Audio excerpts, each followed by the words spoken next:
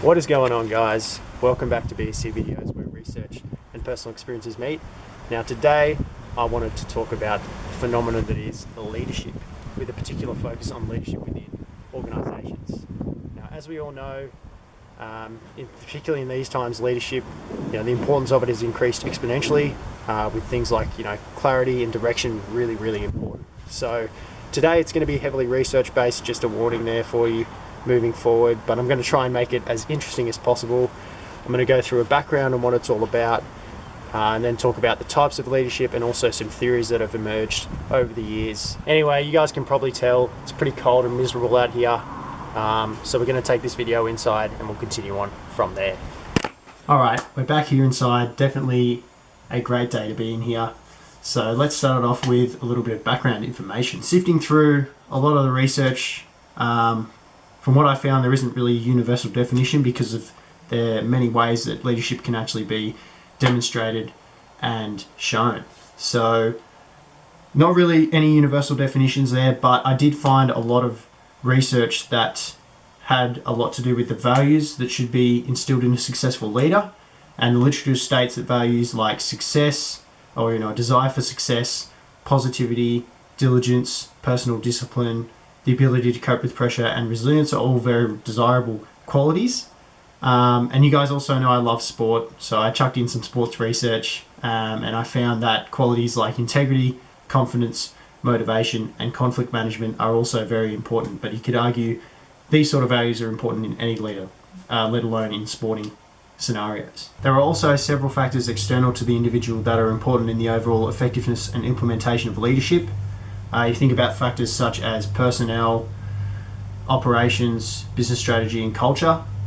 It's also been identified that vision, communication, cultivating self-interest, and relationship management, which I talked about in my last video, are also very important when it comes to implementing a style of leadership that people are going to buy into. So essentially, a lot of big words coming out of the research. No doubt they're all important, but I think the three that were most prominent throughout the research that I was doing were relationship management, vision, and personnel, largely because I think leadership, particularly in group settings, is dependent on how you're able to embrace and empower other people to be the best that they can be. Alright, so moving into the different styles of leadership now. They vary very much from high degrees of authority to more flexible, personnel-driven styles. The first style I wanted to talk about is the autocratic style. Got Coach Carter up here as an example, a great example of an autocratic leader. These leaders, they're very authoritative by nature, and they demand their way of going about things, and they believe that their way is the best way forward. So basically they're quite confrontational, but in their hearts they really want what's best. Then you move into democratic leaders, probably a more common type of leader these days. They collaborate with others to devise the best way forward and really feed off active listening and the idea that everyone is different and their ideas should be at least listened to, and if not, embraced as well. Then you've got laissez-faire style of leadership, clearly the most laid-back style, where the environment is far more relaxed and people-driven, to the point where there isn't seemingly a specified leader like you see in the other leadership styles. It's completely subordinate driven. So this picture here sums up the styles of leadership really well. As you can see, the autocratic person very much wants things done their way. The laissez-faire leader, they kind of delegate a little bit more to the people, and the democratic leader loves that two-way sort of communication, and they really feed off that between the subordinates and the leader for the best way forward. So as you'd expect, all the different leadership styles have their pros and cons, but most importantly, the style that you choose to adopt, should be conducive to the above factors that I was talking about, obviously the external factors and the internal factors, and it should be implemented to drive productivity and culture among all the people within the organisation. Whether you're captain of the 4th grade local croquet team or you're the CEO of YouTube, the leadership really needs to be the driver of an effective culture built on productivity, relationships, performance, and also cooperation. Alright, so just quickly I wanted to discuss two common leadership theories that have developed over time.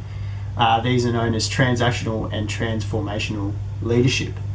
Transactional leadership refers to when a person takes the initiative in contacting others for the purpose of an exchange of something valued. So it's very much I need you for this job. When you get it done, we can just move forward. On the other hand, transformational leadership is based on more than just the compliance of followers or subordinates. It involves shifts in the beliefs, the needs and the values of followers. So it connects, the leader who's more transformational can actually connect with these people on a more deep and personal level. So based on the definitions, it's evident that transformational leadership targets people on a more, like I said, deep and personal level.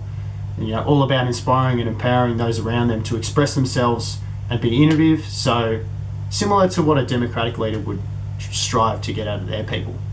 Obviously, this style of leadership is an advancement on the initial transactional approach and is becoming more popular as the importance of things like emotional well-being and relationship management continue to rise. All right, so there you have it, guys. That was a little bit of a background on the phenomenon of leadership in terms of different styles, different theories, desired values, and also how to implement it within an organizational setting. Look, I think that's enough research for today. I'm going to wrap the video up here. If you did like the video, please be sure to give it a big thumbs up.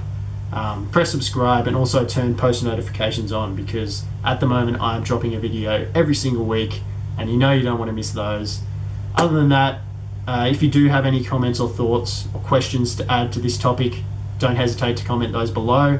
Really appreciate you all tuning in today and look forward to seeing you all in the next video. Peace.